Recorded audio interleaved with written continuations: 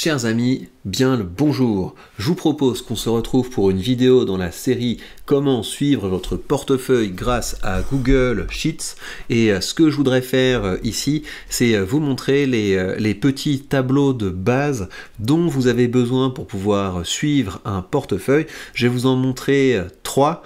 Et pourquoi est-ce que vous auriez envie de faire ça? Parce que vous le savez, hein, chaque courtier va vous donner ses propres statistiques, ses propres outils pour suivre vos portefeuilles. Peut-être aussi que vous avez plusieurs portefeuilles chez différents courtiers et ça peut être intéressant d'avoir un tableur où on rassemble toutes les informations et surtout d'avoir ça sans payer, parce que si vous commencez à payer 10 € par mois, 15 balles par mois pour pouvoir suivre votre portefeuille, c'est un petit peu dommage parce que c'est de l'argent que vous pourriez investir directement en bourse. Donc c'est pour ça que je me suis lancé dans cette série, pour qu'on exploite tout le potentiel de Google Sheets et de Google Finance, et vous allez voir qu'on peut aller très loin, parce que là on commence par du suivi de portefeuille et puis après on va aller vers des choses qui sont beaucoup plus avancées, comme du calcul de performance, comme des petites formules pour évaluer le prix d'une action, pour spéculer sur le prix d'une action, etc., pour établir la bonne valeur d'une action, tout ce genre de choses. Mais il faut commencer par les bases.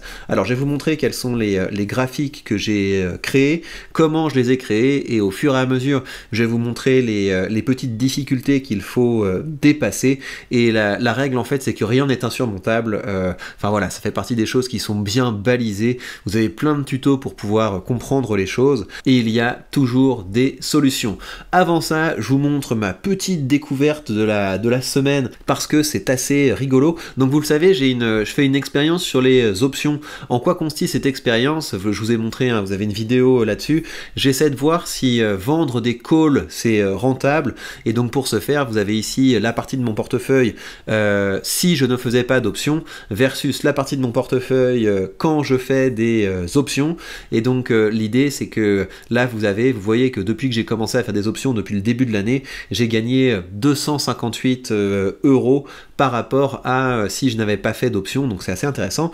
Et ce qu'on peut faire, c'est que on peut mettre des couleurs, vous savez, on peut mettre des conditions pour que les cases soient dans une couleur en fonction de la manière dont elles sont remplies. Et donc pour cette expérience, je considère que tant que cette valeur est au-dessus de 0, eh bien c'est positif, et donc on peut mettre du vert. Après évidemment, vous pouvez aller beaucoup plus loin, on peut se dire entre 0 et 100 c'est du vert clair, entre 100 et 200 c'est du vert un peu plus foncé, etc. Tout est possible, mais je vous montre l'idée de base. C'est quand vous allez ici, vous allez dans format, il y a quelque chose qui s'appelle format conditionnel, donc formatage conditionnel. Donc vous cliquez dessus, là ils vous mettent du vert par défaut, et donc l'idée c'est que si là vous avez un si alors, donc si cette cellule n'est pas vide, alors on met du vert. Et moi ce que je veux, c'est si cette cellule est supérieure à 0. Et donc là on va mettre 0. Ça veut dire que tant que cette case est supérieure à 0, elle sera en vert. Et on va mettre évidemment une autre règle, à savoir que si cette formule, si cette case est inférieur à 0, et bien dans ce cas-là, on mettra du rouge. Et donc évidemment, c'est la même règle, hein, quand vous devez, sur votre portefeuille, au bout d'un moment, quand on regardera est-ce qu'on est dans le rouge, dans le vert, en plus-value, moins-value, etc., et bien on peut s'amuser avec ces petites couleurs. Donc en tout cas, vous voyez que c'est tout à fait facile à mettre en place. Alors ceci étant dit, on va regarder les différents tableaux que j'ai mis sur mon portefeuille, et pourquoi je pense qu'ils sont importants. Donc on a le camembert de base, vous voyez, vous avez toutes les positions, et donc ça vous comprenez, c'est intéressant parce que ça vous permet de savoir quelles sont vos grosses positions, vos petites positions, etc. Moi je vois que ma plus grosse position c'est Total Energy. Est-ce que j'ai envie que Total Energy soit ma plus grosse position? Peut-être pas forcément. Je vois que le SP500 est pas loin derrière, je vois que mon ETF du Nasdaq est un peu trop petit, j'aimerais qu'il soit plus grand. C'est intéressant en tout cas de savoir comment sont répartis vos investissements. Le deuxième tableau qui me semble assez important, c'est de savoir comment vous êtes être réparti entre les actions et les ETF. Ça vous permet de voir à quel point votre portefeuille est passif ou actif.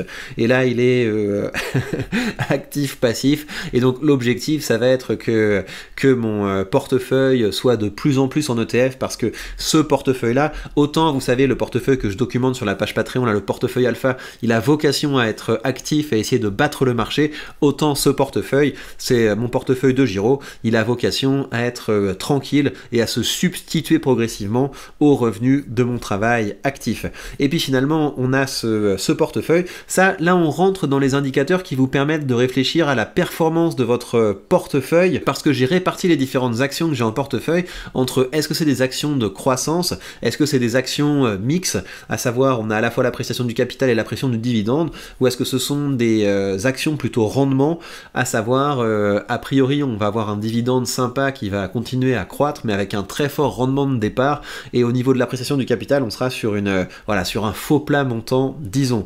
Et donc ça c'est assez intéressant de vous représenter votre portefeuille comme ça, parce que je sais que si j'ai envie d'augmenter la performance de mon portefeuille, j'ai intérêt à diminuer la partie rendement pour augmenter la partie croissance. Ça ne veut pas dire nécessairement que je vais vendre d'un côté pour acheter de l'autre. Ça veut dire que dans mes prochaines cartouches, c'est possible que je décide d'augmenter la partie croissance en investissant notamment dans mon ETF du Nasdaq. Alors comment fait-on pour mettre en place ces différents tableaux? La première étape évidemment, c'est de pouvoir mettre sur le tableur vos différentes positions.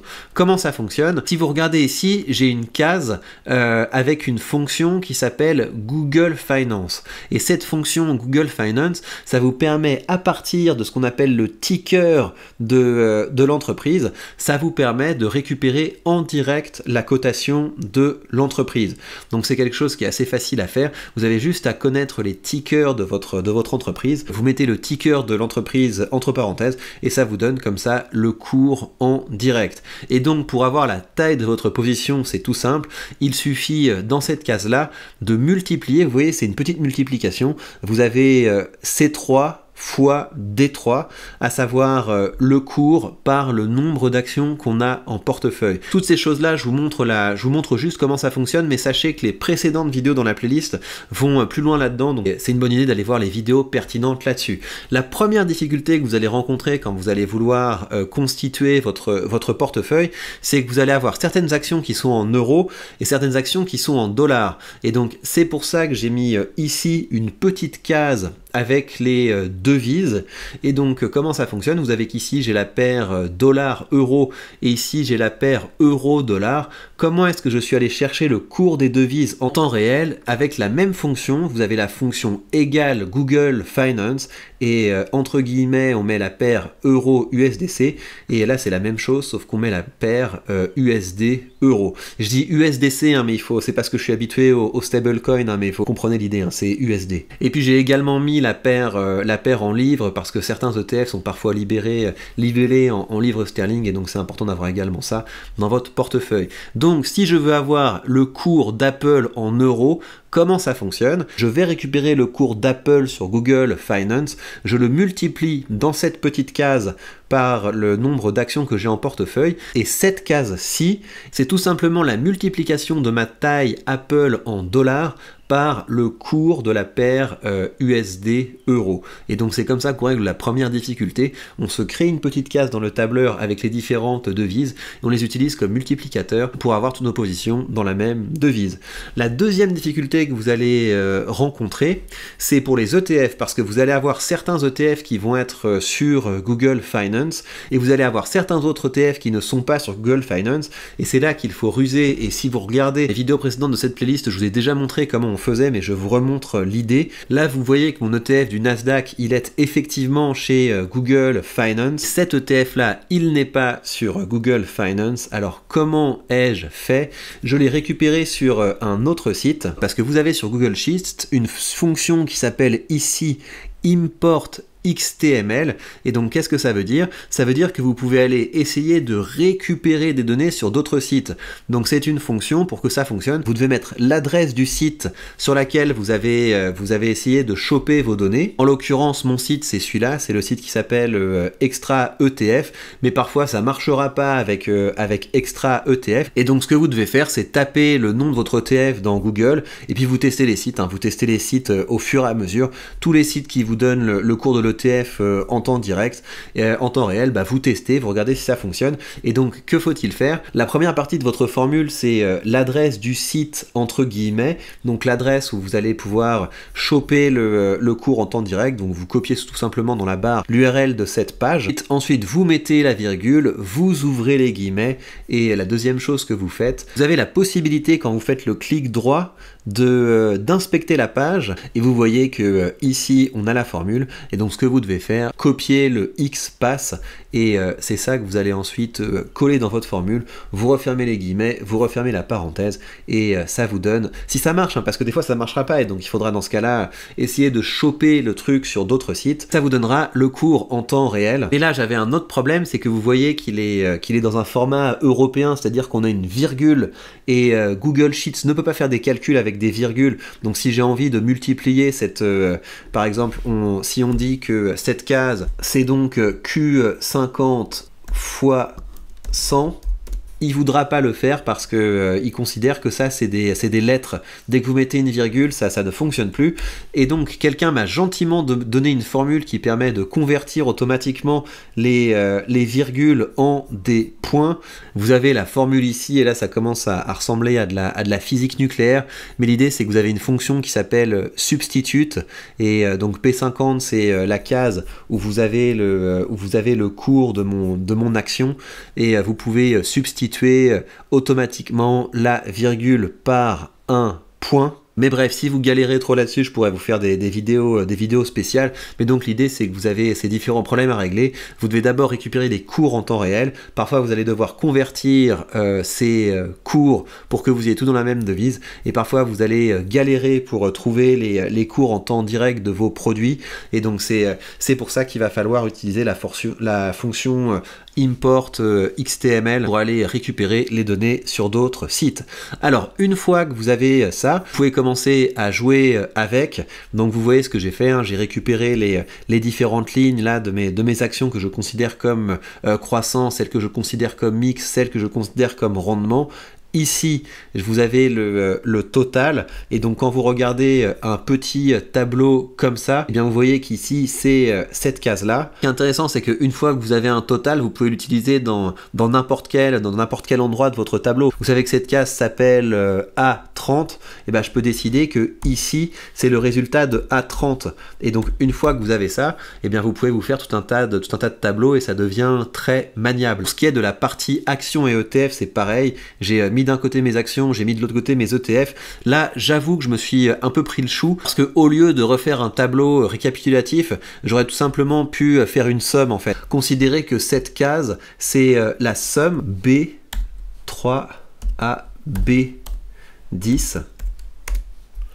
Donc ça nous donne le chiffre, et donc ça c'est pareil, ça on peut considérer que c'est la somme de B11 à B16. Donc vous avez compris l'idée. Une fois que vous avez votre tableau avec toutes vos positions, vous pouvez faire plein de manières de répartir les choses. Il suffit juste de comprendre que par exemple on décide que cette case c'est par exemple la somme qui va de là à là, ou alors la somme de ça plus ça, ou alors la somme de ça plus ça, etc. Et une fois qu'on a compris ça, ça devient très simple de pouvoir commencer à faire des calculs avec notre portefeuille. Donc je vous propose de faire ça, je vous propose de faire ce petit travail qui consiste à rentrer l'ensemble de vos positions sur Google Sheets. Ça vous donnera comme ça une belle répartition de votre portefeuille. Je vous propose également de vous demander quelles sont mes actions de croissance. Donc pour moi, croissance, c'est ce qui est au-dessus des ETF, des performances des ETF SP500 et des performances des ETF monde, ou en tout cas qui a vocation à les battre. débattre. Pour moi, dans mix, je mets mix, mais je pourrais appeler ça moyenne en fait, parce que c'est ETF monde, c'est ETF SP500, etc. Et rendement, c'est bah voilà, quand vous commencez à avoir un rendement de 3,5, de 3,5, de 4%, etc. Je les mets dans les boîtes de rendement. Donc c'est là évidemment que je mets mes ETF de rendement, mes ETF dividendes, et que je mets aussi les trucs comme Total, comme Main Street Capital, etc.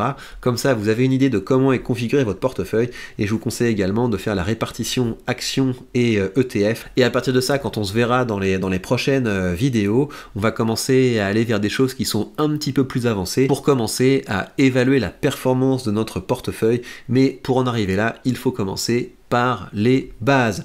Il me reste à vous rappeler que si vous voulez commencer à investir avec un courtier qui vous donne entre les mains tous les leviers de la liberté financière, acheter des actions partout dans le monde, acheter des ETF aux meilleurs frais, et pourquoi pas vendre des options pour améliorer votre performance, ça se passe avec le lien que vous avez sous cette vidéo. C'est un lien affilié qui vous donne droit à 100 € de frais de courtage remboursés, et ça vous permet d'ouvrir vos premières positions de façon tout à fait indolore.